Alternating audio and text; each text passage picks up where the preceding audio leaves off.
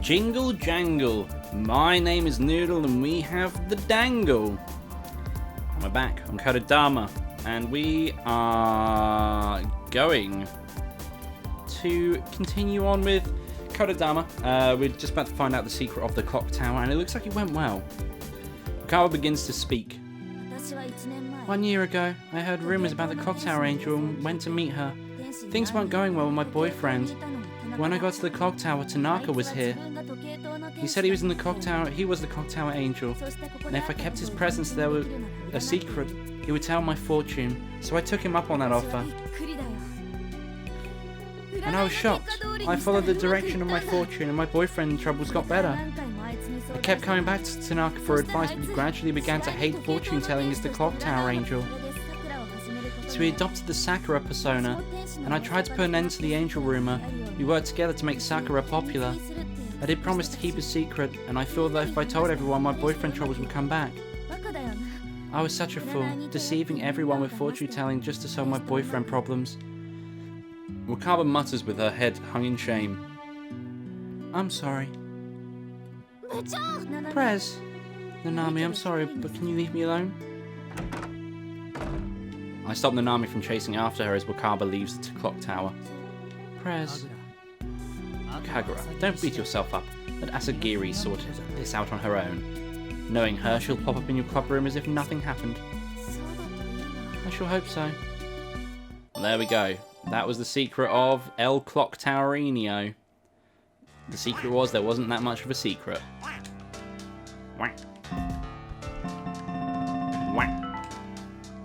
Next day after class, when I open the club room door, I find Nanami squatting down in front of Liverpool.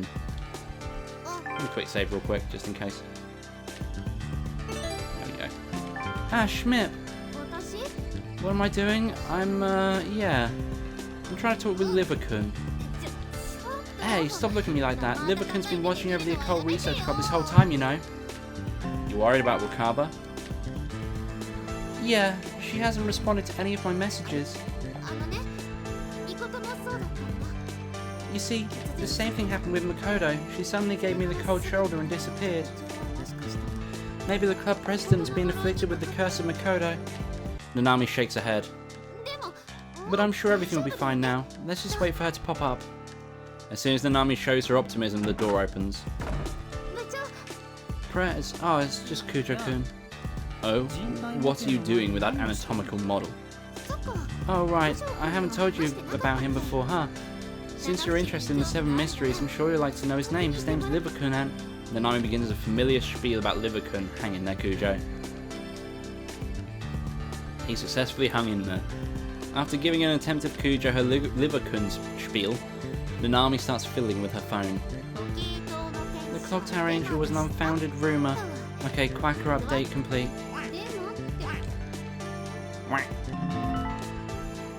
Is it really okay to just write it off as an unfounded rumor? Fortune telling should be enjoyed in moderation. Sometimes it all works out, but it's not healthy to take it too seriously. So it's all for the best if we just write it off as an unfounded rumor. Is something wrong, Kagura? Did you eat something unpleasant? I never thought I'd hear that from you. Hey, what do you mean by that? Anyway, how has Asagiri been? Not the most subtle attempt to change the topic. Nanami weakly shakes her head. I see. Suddenly the door clatters open. A wheezing Wakaba walks in. Prez? I feel so good to get out of my chest. I broke up with my boyfriend. You did what? Yeah, we broke up. Now I'm finally free. I'm so sorry about yesterday. Don't worry about it. Next time, don't be afraid to talk when something's up, okay? Nanami, thank you so much. Sorry to you, Kujo. I'm glad you came back. Kagura is quite a handful for us to handle by ourselves. True that. Hey, you guys are so mean. That's not true at all. I agree with Kujo wholeheartedly. Huh? You're all so mean. The Occult Research Club just isn't the same as that Wakaba, is it? Yeah, welcome back, Prez. Yeah, it's good to be back. Cool, we got her back. We're all good now, and that's another chapter completed. And we're on to the Curse of Mikoto, the big one, I think. Or, well, or at least the one that's been bigged up so far. June 29th. When I open the door to the club room, Kujo's already there. Yo, Kujo, you're practically a regular here now. Excuse me? I'm busier than I look. Anyway, I actually have a favour to ask of you three today. As we discussed the other day, I too have been investigating the 7 mysteries, and would like to collaborate with you. So let's work together. Kujo bows his head. Does he really need to bow his head to ask that? Okay, Kujo-kun, we'll work with you, so please lift your head. Yeah, Kujo, it's not like you bow your head like that, you know? The next mystery I want our club to investigate is the curse of Mikoto. Or rather, the reason why Mikoto committed suicide. Wait, the reason Mikoto committed suicide? Kujo, are you saying you've been looking into that yourself? Yeah, I've been trying to investigate it myself, but nobody will tell me anything. It's like they're walking on eggshells around me. So I'd like to employ the help of the Occult Research Club. I don't know about that. What do you think, Nanami? I don't see the problem. Kujo-kun was Mikoto's boyfriend. He wants to know. Hey, come on, Nanami. We're the Occult Research Club, remember? We're investigating the curse of Mikoto, so while we're at it, we might as well investigate the death of Mikoto too. Thank you. I don't mind if it's not the primary investigation. I appreciate the effort. You don't know I should commit suicide? It's because you're a dick. No, the teachers seem like they know, but they won't disclose it with the students. Yep, sounds about right.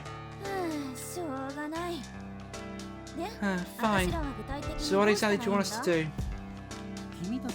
I want you to ask people around campus how she was doing before she committed suicide. And if possible, I want you to look into her suicide note. Her suicide note? I never heard about a suicide note. She wrote one, but that fact has been hidden. I'd like to know what she wrote in it. And how exactly do you suggest we investigate her suicide note? What, you think she hid a copy somewhere on campus? Actually, it seems there is indeed a copy being kept somewhere on campus. And you want us to find that copy? Easier said than done. Yes, I know. So if you can't find anything on that front, it's completely understandable. Okay, so I guess it's finally time for us to solve the curse of Mikoto. You know the drill, guys. Let's split up, gang. I'll buzz you if you find anything relevant to Quacker Post. Mikoto oh my god, Sasaki. I've heard about her from Nanami, but not much. Perhaps I should start by learning more about her. I think I'll head to the reference room first. Come with me, Schmip. Okay, let's go. My name's Schmip.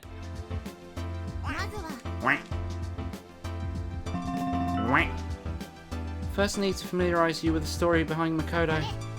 Hence why we came to the reference room. And well, I'd like a refresher too. Let's see. I think the campus newspaper wrote something about her. It was about 2 years ago. Ah, here we go. Nanami fiddles with her phone and shows me the screen. Let's see, she won an essay contest.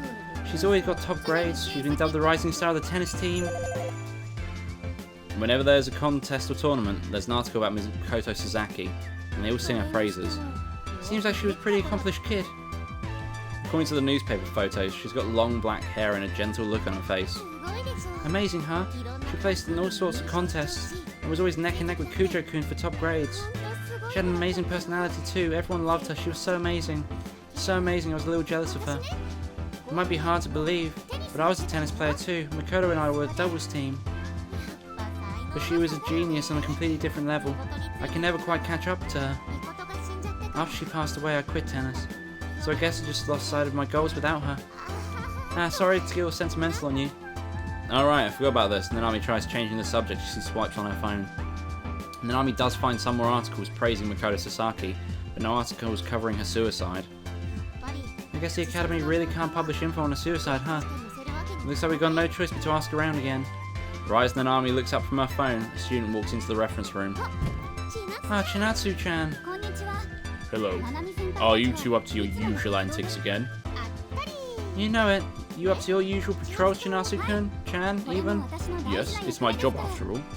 Though I must admit, it's a bit tiring to follow the same route every time. Wow. So even you can get tired of monotony, huh? I misspoke. Please forget what I said. I'll give my patrol route the attention it deserves today, as always. Sure thing. I'll forget it, but only if you tell me something. Nanami tries asking her if she knows anything about the Mikoto Sasaki's suicide note. Oh, right, that incident. It happened before I entered the academy, so I don't know much about it. I'm sorry, I can't help you there. Now, if you'll excuse me, I have to continue my patrol. Chinatsu excuses herself. So I guess we can rule out asking any underclassmen. It's not like they'll have any news info for us. Well, I mean new info, fucking hell. Guess I'll go start asking around. Nami jumps to her feet and leaves the reference room. Let's ask around about Mikoto Sasaki ourselves now, shall we? Oakley dokley. Okay, let's start from the bottom, so we'll go to the music room.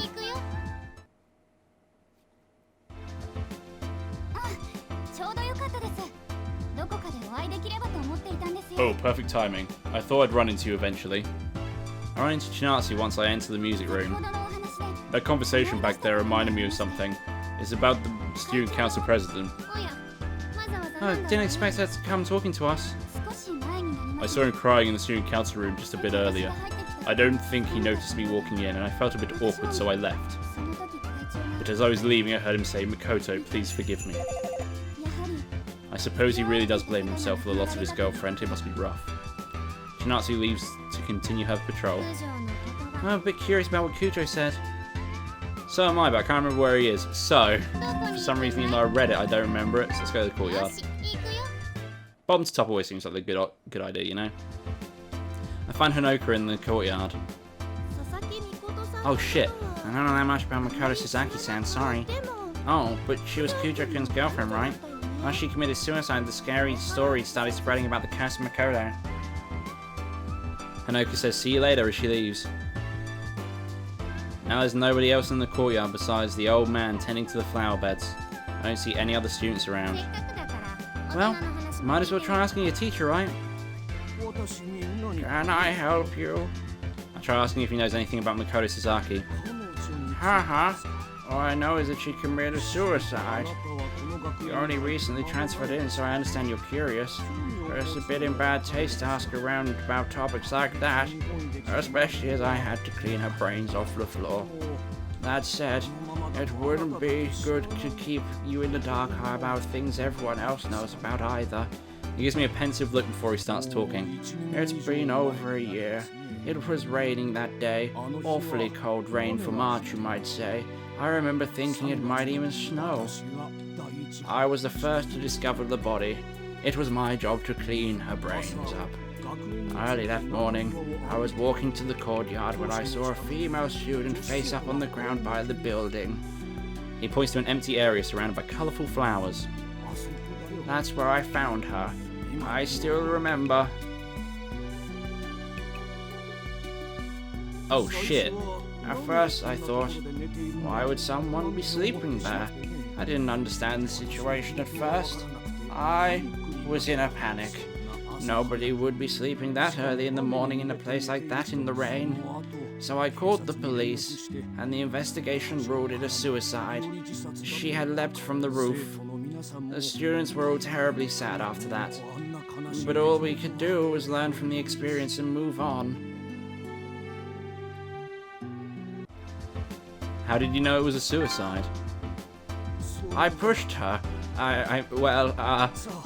Anyway, that's enough of that story.